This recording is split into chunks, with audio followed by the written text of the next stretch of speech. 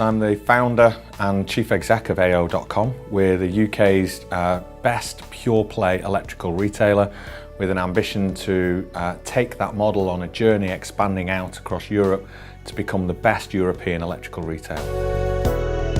Investing in young people is almost a bit clichéic of the children of the future.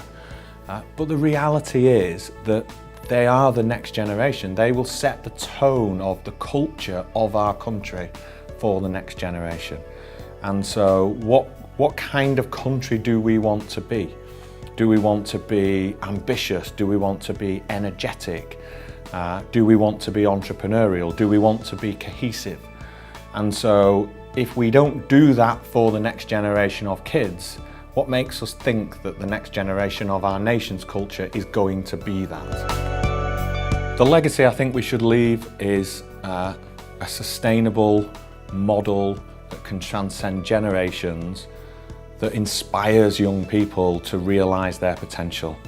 They need the naivety to believe and the audacity to try things, whether that's climbing a climbing wall to build some confidence, whether that's overcoming some other problems that they may have, or whether that is just feeling the value of being part of a team activity.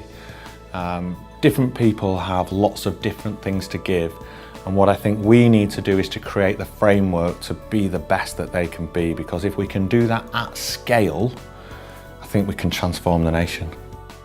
If you save one life, or you turn one life around, is it worth the effort for one? And actually, when you hear some of the stories, a lady that works for AO that mentored somebody, and for 12 weeks met this young girl, and the girl never spoke. She took her to the cinema, she took her to McDonald's, she took her for walks in the park, and she never spoke. And then I think it was either the 12th or the 13th visit, this young girl spoke, and she was only about 12. And then they ended up getting into conversation, and the output of it was, and she asked the question, why haven't you spoken to me for 3 months? And she was testing her. And the reason she was testing her was because in the multitude of care homes and care workers and everything else of society had provided for her, every meaningful adult in her life had let her down. And what she was waiting to see was when the mentor would let her down. And the fact that she'd turned up and gone through 12 weeks of silence made her think that she might not, and now she might be worth talking to. And as an inspiration for somebody that's doing mentoring, I just thought it was amazing. And that young girl has been into our business to speak, and now goes out to speak about the OnSide story, and her life has been completely turned around.